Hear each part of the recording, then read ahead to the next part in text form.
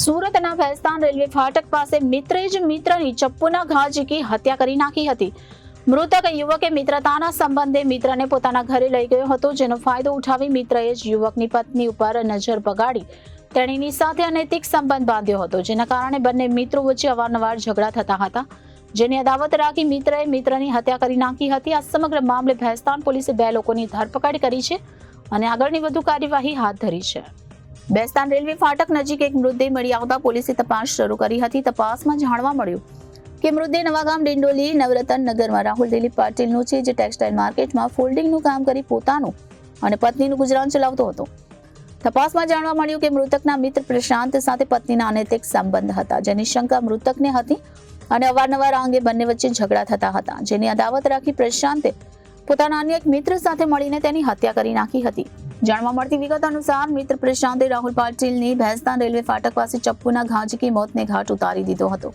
રાહુલ અને પ્રશાંત વચ્ચે મિત્રતા હતી. પ્રશાંતનો મિત્ર રાહુલની પત્ની સાથે અનૈતિક સંબંધ હતા, જેની જાણ પતિ રાહુલને થઈ હતી. ત્યારબાદ રાહુલ અને પ્રશાંત વચ્ચે ઝઘડો થતો હતો.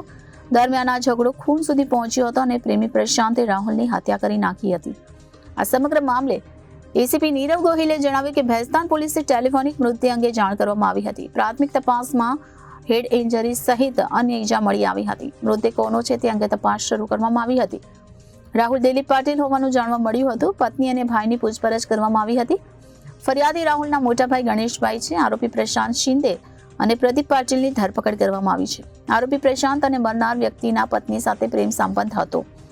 આ અંગે બંને વચ્ચે ઝઘડા થતા હતા, જેની અદાવત રાખીને પ્રશાંત પોતાના મિત્ર પ્રદીપ સાથે મળીને મરનારને ઘરેથી લઈ જઈ ગોથડ પદાર્થથી માથાના ભાગે ઈજા કરી તેની હત્યા કરી નાખી હતી, જે અંગે વધુ તપાસ હાથ ધરવામાં આવી છે. ગઈકાલ 8/7/2024ના આશરે રાત્રે 10 વાગ્યાની આસપાસ ભેસ્તાન પોલીસ સ્ટેશનમાં એક ટેલિફોનથી એક જાણ કરવામાં આવેલી હતી કે ભાણોદરા ગામની સીમમાં ઇકલેરા તરફ એક સિંગલ પટ્ટી રોડ જાય છે. એ રોડની બાજુમાં એક ડેડ બોડી પડેલી છે અને જે લુહાણ હાલતમાં પડેલી છે. જે અનુસંધાને ભેસ્તાનની સ્થાનિક પોલીસ અને ભેસ્તાનના પોલીસ ઇન્સ્પેક્ટર શ્રી સ્થળ ઉપર પહોંચેલા હતા. સ્થળ ઉપર ડેડ બોડીની પ્રાથમિક તપાસ કરી તો એમાં હેડ ઇન્જરી એટલે માથાના ભાગે ઇન્જરી હોય એવું જણાઈ આવેલું. આસપાસ થોડી તપાસ કરી તો એને બીજી પણ ઇન્જરીઓ અને બ્લડ નીકળેલું હતું, જેથી એની ડેડ બોડીને આઈડેન્ટિફાઈ કરવા માટે સ્થાનિક લેવલે પ્રયત્ન કર્યા અને ખૂબ જ ઝડપથી આ ડેડ બોડી આઈડેન્ટિફાઈ થઈ ગઈ અને એ જે ભોગ બનનાર હતા એ રાહુલ દિલીપભાઈ પાટીલ કરીને જણાઈ આવ્યું.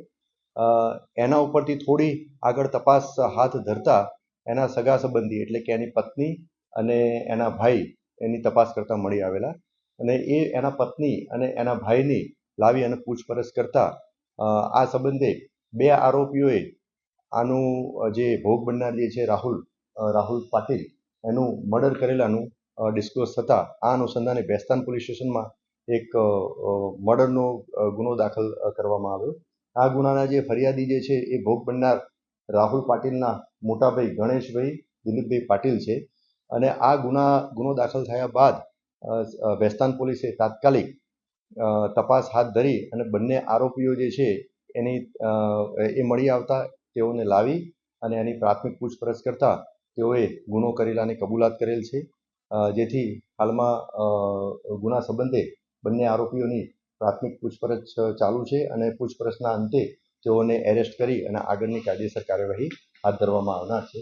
આ બંને આરોપીઓના નામ આપને જણાવું તો એક આરોપી પ્રશાંત હીરામણ શિંદે, એની ઉંમર 25 વર્ષ છે અને એ નીલગિરી લિંબાયત વિસ્તારનો રહેવાસી છે અને બીજો આરોપી જે છે પ્રદીપ કૈલાસભાઈ પાટીલ, એની ઉંમર વર્ષ 26 છે. એ મૂળ જલગાંવ મહારાષ્ટ્રનો છે પણ હાલમાં કતારગામ વિસ્તારમાં રહે છે.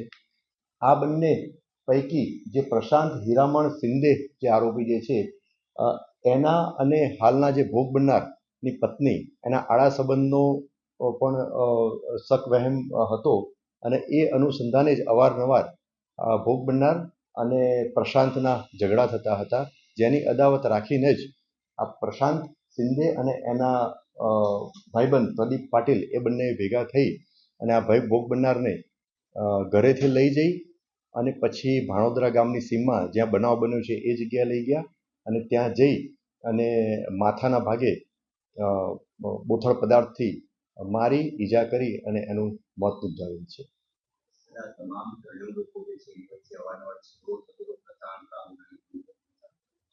હા, એ હાલ સુધીની તપાસમાં એવું ડિસ્ક્લોઝ થયું છે કે મેં જેમ આપને કહ્યું કે રાહુલના પત્ની અને પ્રશાંત વચ્ચે આડા સંબંધ હોવાની શંકા વહેમ રાખી અને અવારનવાર પ્રશાંત અને રાહુલ અને એના પત્નીને અવારનવાર ઝઘડો થતો હતો અને આ સંબંધની આ બાબતેની પુષ્ટિ પણ આ ગુનાના ફરિયાદી એટલે કે રાહુલના બ્રધર ગણેશભાઈએ પણ આપેલી છે. Reporter Arvind Rathod, Janadesh news, Surat.